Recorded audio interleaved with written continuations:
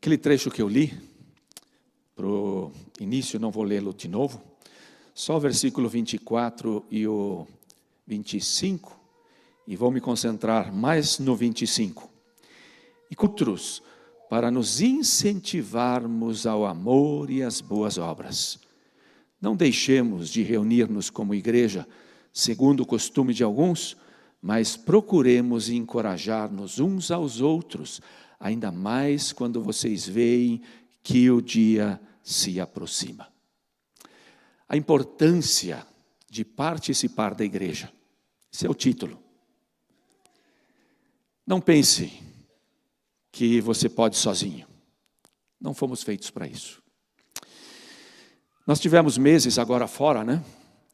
E quando a gente volta, a gente tem alguns probleminhas, principalmente com as máquinas que a gente tem.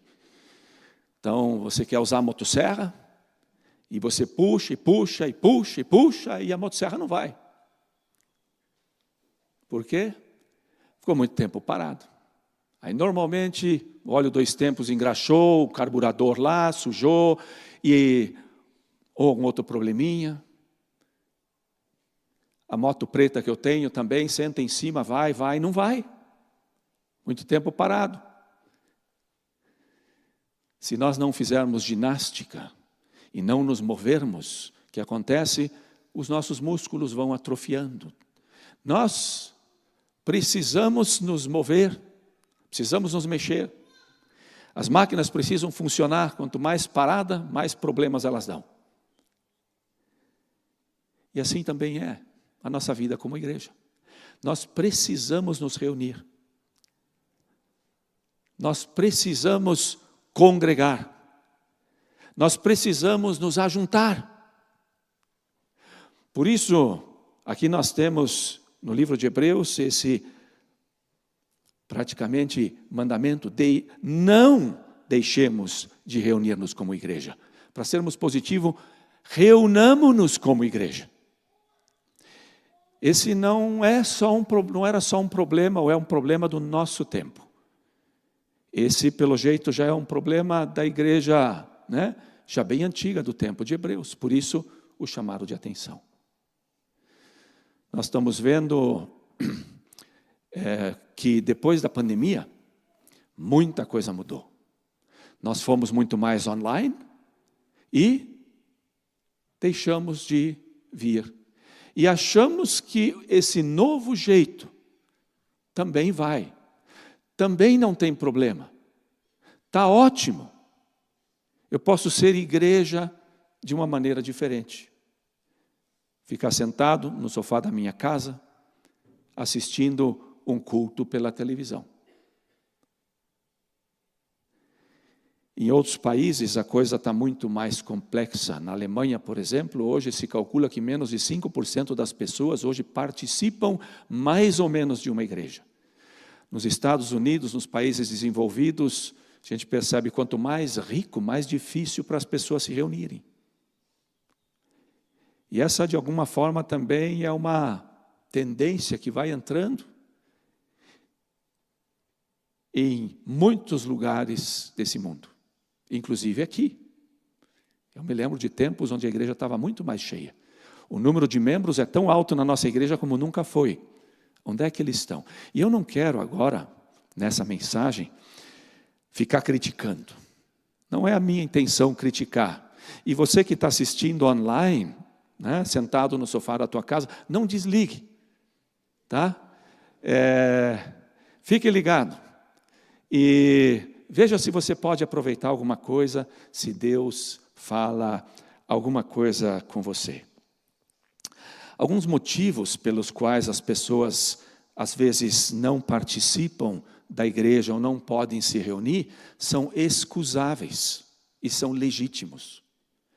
As pessoas, às vezes, têm alguma inabilidade. Então, se você fez uma cirurgia do coração, eu não espero que você no domingo seguinte esteja sentado aqui. Ou nós temos o caso, hoje, de muitas pessoas de idade, também no nosso meio, e que têm muita dificuldade para vir, para ficar sentado todo esse tempo. Minha mãe é um exemplo desse.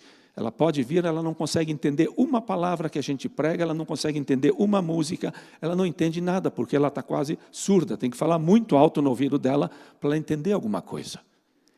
E uma dificuldade de ficar 1 hora sentado. Então, existem situações onde isso se dá. E aí nós, como igreja, é que devemos nos mover, não só os pastores. E eu sempre fico agradecido e muito obrigado por aqueles que lembram da minha mãe e vão lá visitar. E certamente muitos outros velhinhos tão felizes também, porque fica difícil. Outros têm a dificuldade de não poder mais dirigir o carro, não tem filho que traga. E nós, de alguma forma, precisamos procurar ser igreja, não abandonando essas pessoas, mas ajudando essas pessoas. Existem outras pessoas que têm uma dificuldade para se reunir porque não encontram uma igreja. Eu vou falar um pouquinho mais disso mais tarde. Não acham uma igreja na qual eles podem participar no local para onde eles mudaram. A próxima igreja fica extremamente distante, muito difícil de alcançar. Agora, existem várias outras razões, eu anotei algumas aqui, pelas quais pessoas não participam e não se reúnem. Eu não participo da igreja porque pessoas me fizeram sofrer, ou pessoas me decepcionaram na igreja. Eu não gosto de várias coisas na igreja. Tenho trabalho demais, não tenho tempo para participar da igreja. Por que perder o domingo com ir para a igreja se o sol está tão lindo e ensolarado e eu posso aproveitar o dia de uma forma muito melhor? Outros, isso a gente ouve bastante, eu prefiro assistir o culto pela televisão. Ou tem gente que diz, a igreja é muito fria, ela é pouco espiritual. E talvez tenha outras razões. Ouvi até uma que diz que eu não posso ir para a igreja porque o pastor é muito atrativo. Certamente o pastor não era eu. Voltando para o livro de Hebreus, é incrível.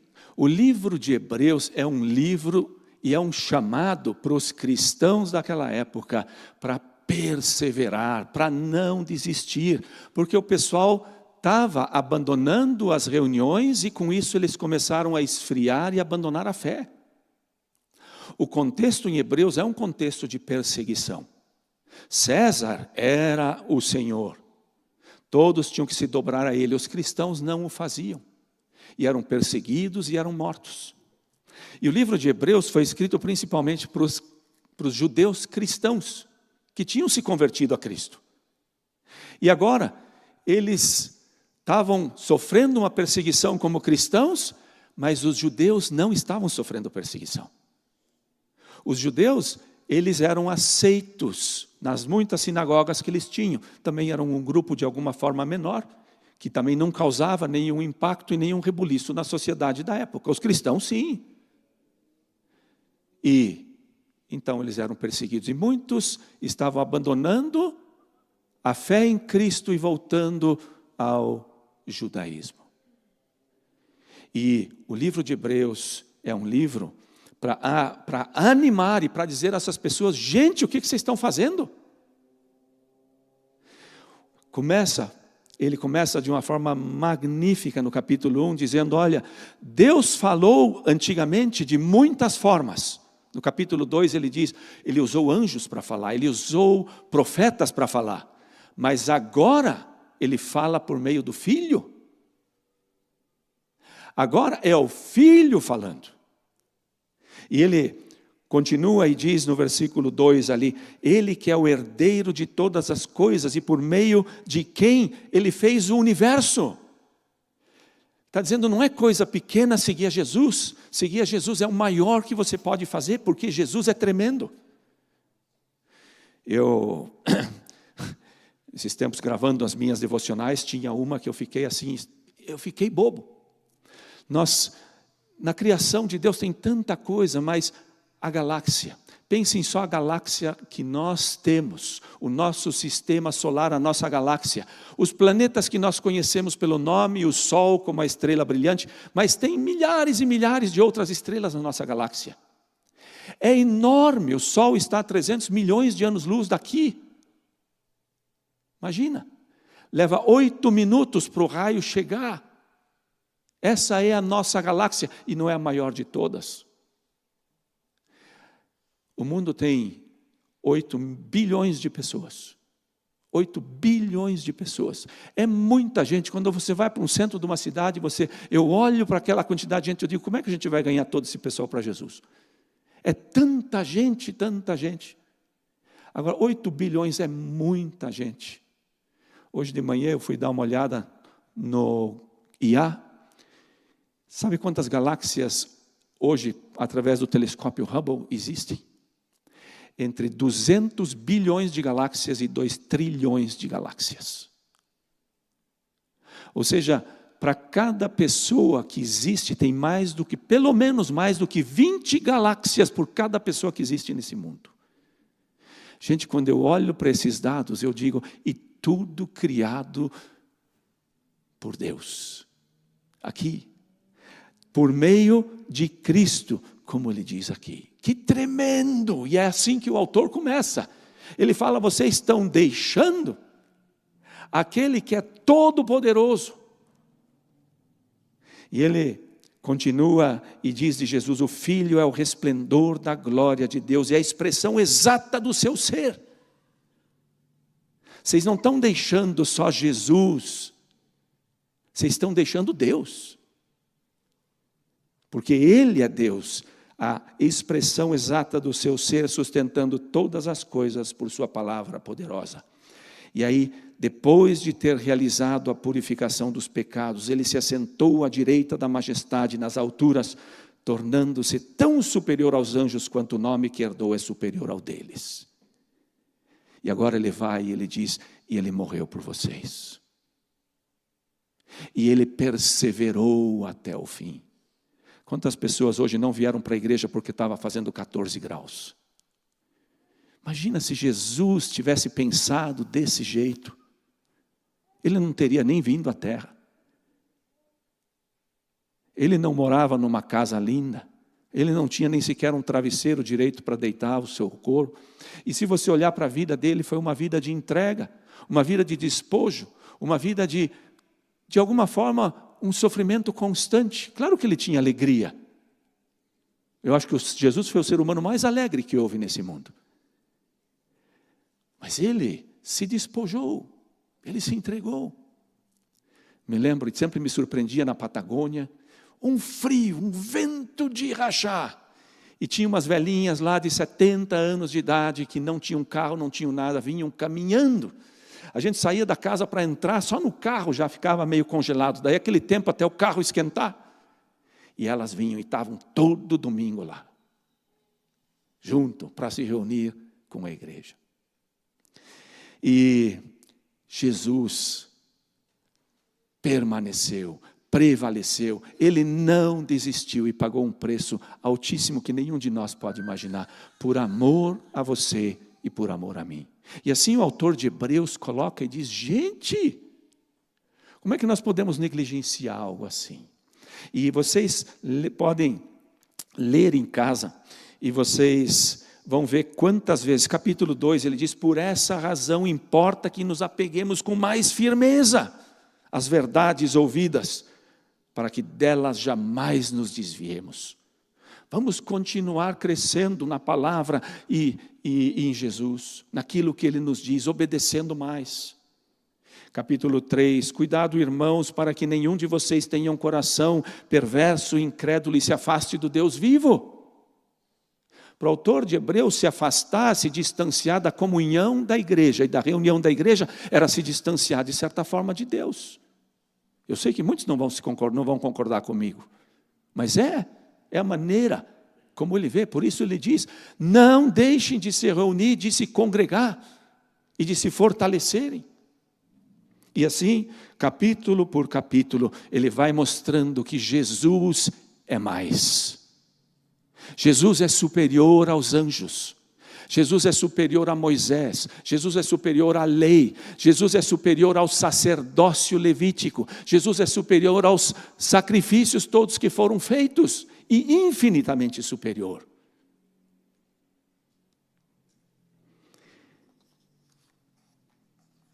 E aí nós vamos para Jesus. E o que ele pensou e planejou quando ele pensou na igreja. A primeira vez que a palavra igreja aparece no Novo Testamento é Jesus usando. É ali que aparece. Não aparece como a gente tem na Bíblia exatamente, eclesia. É o nome da palavra grega ali. E Jesus, ele usa essa palavra, Mateus 16, 18. E eu lhe digo que você é Pedro, e sobre essa pedra edificarei a minha igreja, e as portas do Hades não poderão vencê-la. Ele diz, ele está conversando com o Pedro, e Pedro tinha feito aquela afirmação tremenda, e ele diz, você é Petros, você é uma pedrinha. Petros parece grande, mas não é. E aí ele diz, sobre essa Petra, é a palavra grega, rocha em alemão Felsen, edificarei a minha igreja. E Pedro mesmo sabia que ele não era essa rocha, que ele foi sim, talvez a primeira pedra a ser colocada ali. Mas ele mesmo, no livro de Hebreus, deixa claro que a pedra é Cristo, a pedra fundamental sobre a qual todo edifício é montado. E Jesus é interessante que ele usa essa palavra eclésia. Não foi ele que usou pela primeira vez, essa era uma palavra que as pessoas usavam corriqueiramente. Quando um soberano chamava as pessoas para uma reunião, essa reunião era chamada eclésia. Então, o soberano, alguém convocava uma reunião, uma assembleia, essa era chamada de eclésia. E Jesus agora fala, o quê? Edificarei a minha igreja. Ou seja, não as reuniões daqueles reis, mas a minha igreja. O povo, o meu povo que vai se reunir juntos em torno de mim. Nós nos reunimos em torno de Jesus, no culto, nas outras celebrações e nos outros momentos que nós temos como igreja. Não é para nós, para reunir em volta dele, para que ele nos ministre. Então, a palavra eclésia que Jesus usa tem tudo a ver com reunir. E não cada um para o seu lado, mas em estarmos juntos. Foi assim que ele quis, foi assim que ele designou. E essa palavra eclésia, ela é usada em dois sentidos. E aqui Jesus está falando a minha igreja, no sentido universal. A igreja de Cristo com todos os convertidos que existem no mundo inteiro. A igreja universal. Mas essa palavra eclésia, igreja, também é usada para a igreja local, a igreja pequena. E hoje em dia muitos se enganam também quando dizem, eu sou um membro da igreja universal. No Novo Testamento não se conhece igreja universal sem igreja local. E Jesus mesmo provendo tudo isso, já em Mateus 18, ele diz, onde tiverem 2 ou 3 reunidos em meu nome, ali eu estarei junto de vocês, ou junto com eles. Pensando que às vezes a igreja pode ser tão pequenininha que tem 2 ou 3 reunidos, ele usa. E eu vou estar com vocês. Onde 2 se colocarem, no versículo anterior, em acordo, e orarem, eu vou responder. E assim nós temos muitos versículos, Jesus diz, eu sou o bom pastor. O bom pastor dá a sua vida pelas ovelhas. João 10. Ele está falando que eu tenho um rebanho. O rebanho é o quê? É um monte de ovelhas juntas, com um pastor. A ovelha que sai do rebanho é comida para lobo ou para leão. É perigoso. Por isso diz, juntos. A própria palavra rebanho, que nós encontramos na Bíblia, o Jesus como o bom pastor, infere nisso. Em Atos 2:1, chegando o dia de Pentecostes, estavam todos reunidos num só lugar. De repente veio do céu um som. Até ali nós não temos uma igreja concebida como nós conhecemos hoje. Jesus está colocando o fundamento, o conceito de igreja. Mas no dia de Pentecostes, os 120 estavam o quê? Reunidos. E ali onde o povo se reuniu, ali Deus mandou o Espírito Santo. E eles foram cheios do Espírito Santo, e nós conhecemos e sabemos, mas estavam todos reunidos num só lugar. Atos 2:46, todos os dias continuavam a reunir-se no pátio do templo, partiam o pão em suas casas, juntos participavam das refeições, com alegria e sinceridade de coração. Continuavam a reunir-se, não foi só aquela reunião, agora nós temos tudo, estamos cheios do Espírito Santo e cada um vai para o seu lado. Não, porque o nosso Deus é um Deus de comunhão, tanto que é um Deus na sua essência, Ele é Pai, Filho e Espírito Santo. Ele é um Deus de comunhão, e Ele quer que nós, como seus filhos, tenhamos essa mesma comunhão numa igreja local. Romanos 16, Paulo diz, saúdem também a igreja, a palavra eclésia, que se reúne na casa deles, na casa de Priscila e Aquila, ou Áquila. Então, possivelmente não era uma igreja muito grande, eles não tinham edifícios como nós temos hoje, então, na casa, mas Paulo deixa muito claro que se reúne a igreja, que se reúne, as pessoas vêm junto na casa deles. Filemão, versículo 2, a irmã Áfia e Arquipo, nosso companheiro de lutas, e a igreja que se reúne com você em sua casa. A igreja do Novo Testamento, essa é a igreja local, a igreja que se reúne na casa, que pertence à Igreja Universal. Mas essa reunião, ela é querida e é mandada por Jesus, e ela está implícito em termos como rebanho, como família, onde nós estamos juntos. No Chile, um amigo meu, Cláudio, ele era muito tecnológico, e ele tinha o iPhone. Quando o iPhone saiu, ele comprou.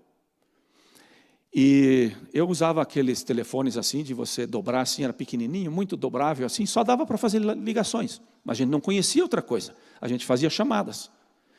E ele usava aquele negócio e tudo, e aí um dia ele veio para mim e ele falou, Dietmar, você precisa de um iPhone. Falei, para quê? Eu só faço ligações e eu não preciso dessa coisa.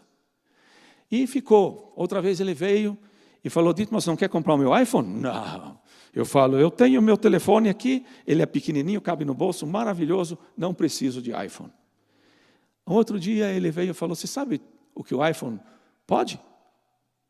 Eu sei, tira fotografias, mas eu não gosto das fotografias do iPhone, eu tenho uma máquina fotográfica muito melhor.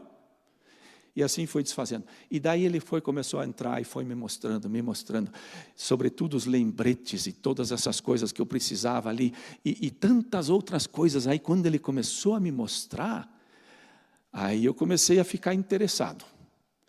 E falei, poxa, talvez seria bom eu ter um, né? E aí não demorou muito, eu comprei o iPhone dele. Ele queria um novo. E não foi enrolação, não. Foi bom. Até hoje eu uso um celular. E uso muita da tecnologia que ali está. Por isso, para que eu entenda a importância de me reunir e congregar, eu preciso entender a importância que a igreja tem. Se eu não conheço a importância que a igreja tem, eu digo, para quê? Por que eu vou me reunir? Se eu não entendo a importância do iPhone, para que um iPhone? Então, e aqui, lógico, eu não vou poder entrar, né, nos aspectos com minúcia, nem nada disso, mas a igreja, ela existe para adorarmos a Deus. Nós tínhamos o banner há muitos anos aqui, a primeira apontar para cima. Nossas vidas estão aqui para adorar, reconhecer Deus quem Ele é, o Senhor, o soberano, como eu disse no começo, que acalma e tranquiliza o nosso coração. E você talvez diz, não, mas eu posso adorar Deus lá em casa, eu coloco uma música, Gente, existe uma dimensão, existe algo especial quando o povo de Deus se reúne. Eu aqui, quando cantamos a segunda canção, eu tive que parar de cantar, não conseguia mais cantar. As lágrimas me corriam, encheram os meus olhos, quando pensando no cântico do Cordeiro, e todos nós um dia vamos estar lá, de toda a tribo, de toda a nação diferente, louvando a Deus, e aquela vontade, aquele desejo de terminar bem para chegar lá. Em casa eu não tenho esse toque, de alguma forma. É seco. Por isso eu não gosto de reuniões, por exemplo, por meio de vídeo. Detesto. Porque quando nós nos reunimos, existe alguma coisa que eu não consigo explicar. E a adoração conjunta, ainda que a adoração não é só cantar, mas isso é uma parte da adoração. Adoração é render-se a Deus em obediência e pelo que Ele é. Mas essa é uma parte importante que nós procuramos cultivar, e graças a Deus pelas equipes de louvor que estão aqui nos ministrando. A outra parte importante é o ensino. Capítulo 4, versículo 11 e 12, Ele designou apóstolos, profetas, evangelistas, pastores e mestres com o fim de preparar os santos para a obra do ministério. Por isso nós nos reunimos aqui também. Hoje vocês têm uma palavra, domingo que vem também, todo domingo, mas não só isso. A escola dominical está sendo instruída, os adolescentes estão sendo instruídos, os jovens estão sendo instruídos, os homens. Quinta-feira tivemos um momento tão especial como homens.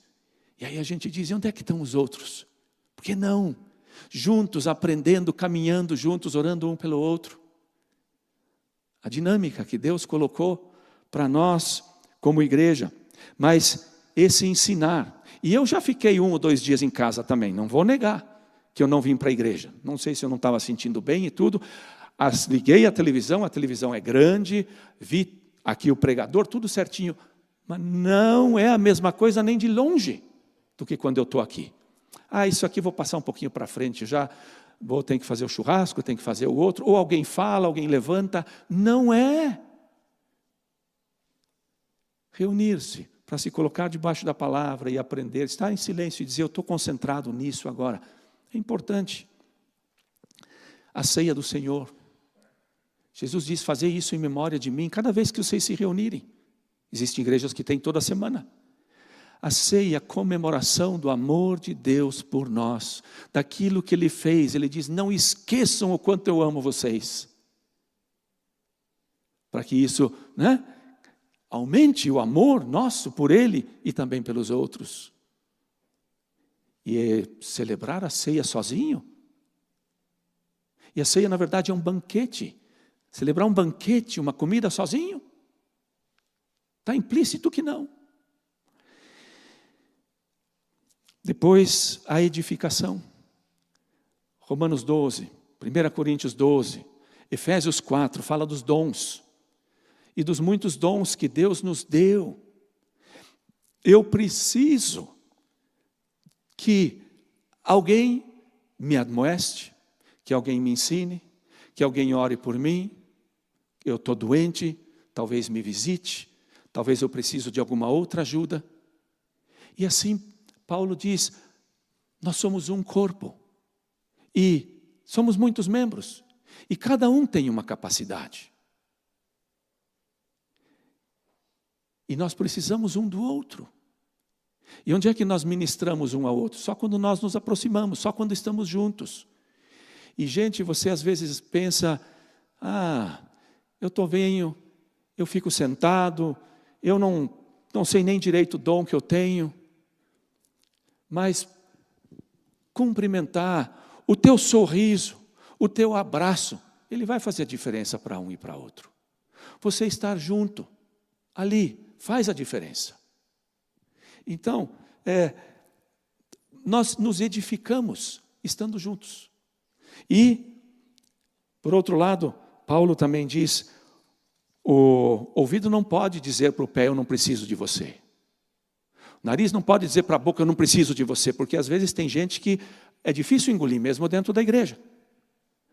Mas, Paulo diz, esse aqui é o corpo, vamos ficar juntos, trabalhar juntos, ministrar juntos, porque cada um tem o seu lugar. A importância da edificação, e ela acontece na igreja. Inclusive nos lixarmos. Né? Quando a lixa fica mais grossa, eu prefiro escapar, não venho mais. Não, é comum, é natural, eu também sou assim. Mas eu estar ali, estar disposto, ok, eu preciso ser moldado. Tem várias áreas na minha vida que precisam ser trabalhadas. E eu não preciso só disso, mas eu preciso de ser animado, porque eu tenho momentos de tristeza, eu tenho momentos de dor. Agora, você tem esses momentos e você está na tua casa, ninguém vai ver, ninguém vai perceber, e você fica sozinho. E todos nós sabemos que a brasa que fica sozinha, ela vai se apagando. Não dá. E o outro, evangelizar. Nós precisamos ganhar as pessoas para Jesus. E aí sim eu digo, é isso mesmo, pastor, vamos sair das quatro paredes, precisamos estar mais fora. É verdade, mas o sair começa aqui. Se aqui não tiver do jeito que deve estar, o sair não vai adiantar muito. Deixa eu ler para vocês o que Jesus disse, João capítulo 13, 34, 35. Um novo mandamento lhes dou. Amem-se uns aos outros como eu os amei. Vocês devem amar-se uns aos outros. Com isso, todos saberão que vocês são meus discípulos, se vocês amarem uns aos outros. Ele está falando do testemunho da igreja. Está dizendo, coloquem água na boca das pessoas que estão lá fora, para quererem participar, estar junto com vocês. Como é que acontece isso? Em que nós estamos juntos, nos amando. E o amor, ele se demonstra não sempre com as pessoas que são mais fáceis, mas com as que são muitas mais difíceis de amar. É ali que a gente vê quanta quantidade de amor existe ou não. E Jesus está dizendo, amem-se uns aos outros como eu amei vocês. E esse é, assim, a mola propulsora para nós darmos testemunho, para trazermos aquelas pessoas e elas serem amadas, gostarem de estar junto com a gente. Então, inclusive para sairmos das quatro paredes, é importante sermos aqui a igreja que Jesus quer. Agora deixa eu dizer alguma coisa que é bem importante também. Não é só estar dentro da igreja, não é só vir aos cultos. Eu posso estar dentro da igreja, eu posso vir aos cultos e, na verdade, não estar fazendo parte do corpo de Cristo. Estou sentado todos os domingos aí, mas eu não estou verdadeiramente adorando. Não estou louvando, não estou aprendendo, não estou crescendo. E é uma pena. Porque ele pensou em igreja para que a gente fosse fortalecido. Que a gente crescesse. E aí nós temos que provar o nosso coração. Primeiro, se eu estou aqui, ainda sou lobo e não sou ovelha. Aí, o pasto não gosta desse tipo de pasto. Aí precisa se converter mesmo. Mas às vezes nós até nos convertemos, entregamos nosso coração para Jesus, mas o coração ficou tão frio, vivo mais na carne hoje do que no espírito. E aí eu não adoro, não sou ministrado, não consigo crescer. E aí eu tenho que colocar a minha vida diante de Deus e dizer, Deus aqui, transforma essa pedra dura aqui. Eu não quero ser simplesmente uma pessoa que vai para a igreja por ir. Eu quero ser alguém que cresce e que abençoa outras pessoas. E eu tenho certeza que Ele vai responder essa oração. Deixa eu voltar para aquelas razões que eu mencionei no começo, que são dadas muitas vezes e fazer alguns comentários. Pessoas na igreja me fizeram sofrer, por isso eu não vou. Isso é uma pena muito grande. É uma pena que isso aconteça. E nós precisamos, todos nós, cuidar a nossa conduta e a nossa maneira de ser. E, sem dúvida nenhuma, ali, Mateus 18, quando Jesus diz, se você fizer tropeçar um desses pequeninos, é melhor você colocar uma pedra de moinho no pescoço e se jogar no mar. Então, nós precisamos cuidar muito com o que nós falamos, como tratamos os outros. Tudo deve ser feito em amor. E não fazer as pessoas sofrerem. Mas, se você passou por isso, se você está sofrendo porque pessoas fizeram você sofrer, só tem um jeito, e é o de perdoar. É o de perdoar realmente. Dizer, eu vou obedecer o Senhor, que me disse para perdoar 70 vezes 7. Tantas vezes. E nós falhamos muito. Nós somos uma igreja imperfeita. Não somos perfeitos, e eu andei por muitas igrejas já durante a minha vida, não tem igreja perfeita. Por isso, nós somos imperfeitos, procurando a perfeição em Cristo, que Cristo seja formado em nós. Esse é o nosso desejo. E, por outro lado, não deixe de vir por causa disso. Ore pela pessoa que talvez, inclusive, te ofendeu e te prejudicou. Não gosto de várias coisas na igreja. Eu tenho certeza que se eu perguntasse para cada um de vocês aqui, cada um de vocês poderia fazer uma lista de pelo menos 3 coisas que não gosta da igreja. Eu não gosto disso, daquilo. E é bem variado uma coisa da outra. Eu poderia mencionar várias coisas aqui. A gente precisa se orientar de uma maneira diferente. A igreja não está aqui para que você goste. Não estamos aqui para que... não estamos aqui para fazer a minha vontade ou a tua vontade. Mas estamos reunidos e queremos estar reunidos para que Jesus goste. Para que Deus goste, para que Deus se alegre. E quando esse é o nosso foco, que Deus se alegre com a nossa reunião, aí a preocupação com a cor da igreja, com o tipo de banco que a gente tem, se tem LED, se não tem, se a música é lenta, a música é rápida, tudo isso se vai. Mas é o focar em Cristo, que é o nosso foco. E aí nós vamos ver quanto essas outras coisas, na verdade, são pequenas. Tenho trabalho demais, não tenho tempo de participar da igreja. O burro pode cair até uma vez no poço, no domingo, e você não vir, porque aconteceu alguma coisa, mas quando isso é sempre, tem alguma coisa errada. E o que está errado é a tua prioridade. É porque o reunir-se não é prioridade. Se for prioridade para você, você vem e você vai estar junto. Então, revise as tuas prioridades. Por que perder o domingo com ir à igreja se existem tantas outras coisas bacanas para fazer? E aqui eu só quero contar o exemplo que meu pai sempre contava, e nós experimentamos isso quando nós estávamos em São Paulo. Há 50 anos atrás, nós morávamos em São Paulo, participávamos da Evangélica Livre em Santo André, e foi interessante, as pessoas no começo que se reuniram, elas eram bem simples e pobres, mas pessoas capazes. E de repente, algumas pessoas enriqueceram assim, de 2 anos para o outro. Mas foi assim uma coisa impressionante. Ficaram ricos e muito ricos, indústrias, empresários e tudo mais. E o que aconteceu? Eles compraram motos, compraram lanchas, compraram casa na praia, compraram chácara, fazenda e não sei o que tudo. E pessoas que estavam engajadas todo domingo na reunião, não tinham mais tempo para se reunir, precisavam ir para a chácara, precisavam ir para a fazenda, para a praia, para a lancha, para todo esse tipo de coisas. E a vida espiritual dessas pessoas foi decaindo, foi decaindo. E onde se viu isso principalmente? Nos filhos e nos netos depois. O prejuízo foi enorme para essas famílias. Foi enorme. Por quê?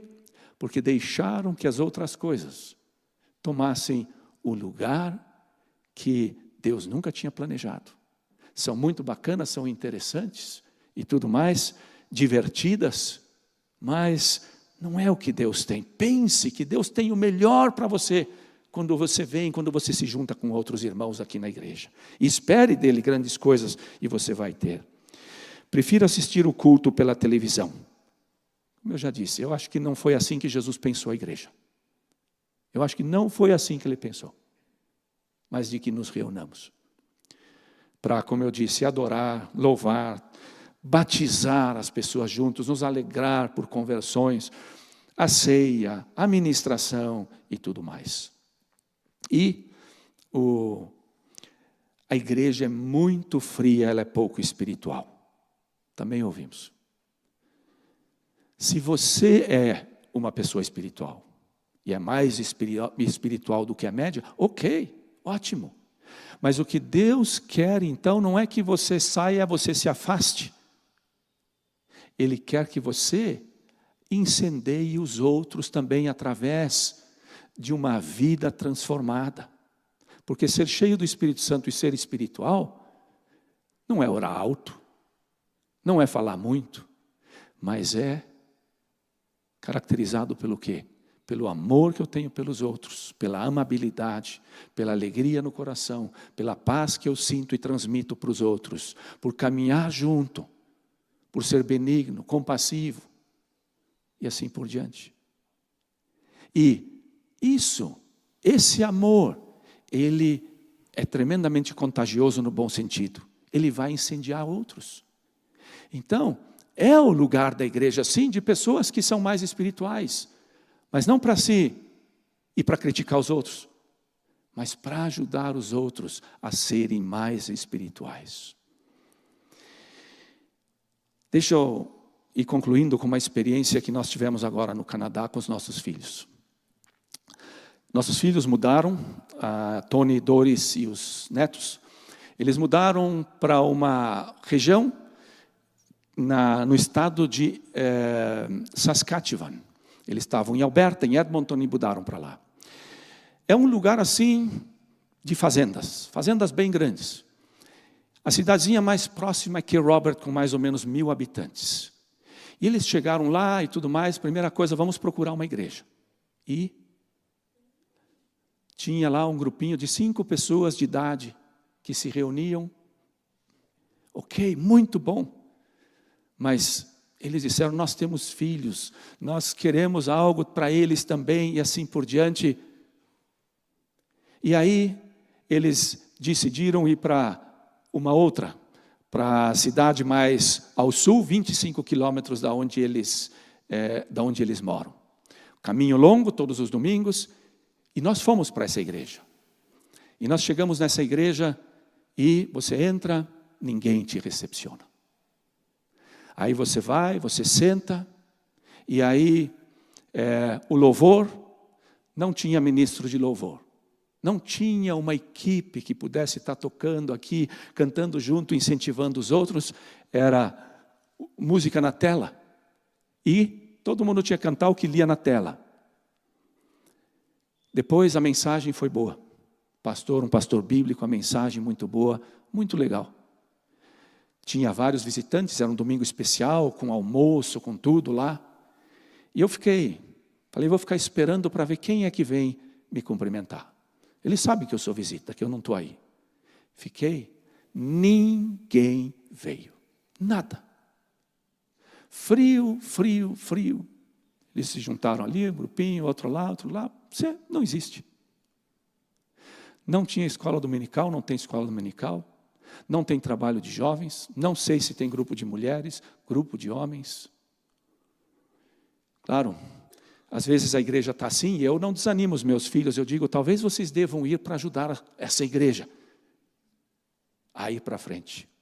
Mas, gente, quando eu vi essa igreja e muitas outras que eu visitei na Alemanha, eu dei graças pela nossa. Eu dei muitas graças e dou graças.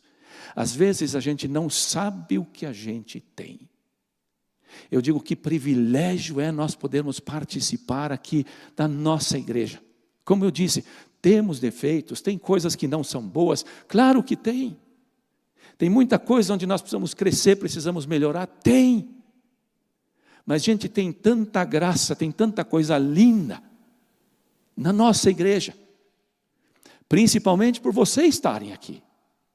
Jovens e velhos que estão, desculpa aos velhos, porque eu já pertenço praticamente a esse grupo também agora. Mas estão aí, quanta gente disposta a estar ministrando, a estar trabalhando, os pequenos grupos, grupos familiares, encontro de casais, onde pessoas são ministradas e tudo mais. Falta talvez um pouco nós sairmos mais, evangelizarmos, ganharmos as pessoas, mas isso vem, isso vem. Deus vai fazer uma grande obra. E olha, gente, eu estou assim muito agradecido. E voltei assim, e hoje mesmo eu falo com a boca cheia da nossa igreja. Não é melhor do que as outras, não é isso que eu quero dizer. Mas que privilégio. Terminando, ele nos diz assim, não deixem de se reunir, como é o costume de alguns. Se esse é o teu costume, você talvez está vindo uma vez por mês para a igreja, ou cada 2, talvez você venha de vez em quando, mude o teu costume. Deixe, venha, isso é importante, faça parte. E aí ele diz, procuremos encorajar-nos uns aos outros. Para quê? Para nos reunirmos. Animar uns aos outros. Talvez essa semana você vai encontrar um e outro que faz tempo que você não viu. Pergunte, o que está acontecendo? Anime. Talvez tenha que fazer uma visita. Vá atrás.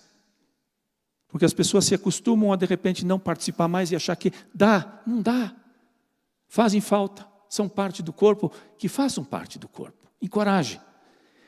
Principalmente no finalzinho ele diz, ainda mais quando vocês veem que o dia se aproxima. Eu poderia falar muito sobre isso aqui agora, dizendo, gente, nós estamos aqui no fim dos tempos. Não temos mais muito tempo, Jesus está voltando. Os sinais todos vão mostrando isso cada vez mais. E nós juntos somos mais fortes e temos tanto para alcançar. Quanta dor no coração pelo menino que se suicidou essa semana. Né? Quantos de nós, isso foi um baque tremendo, morreram outras pessoas também no nosso meio, mas isso aqui foi duro.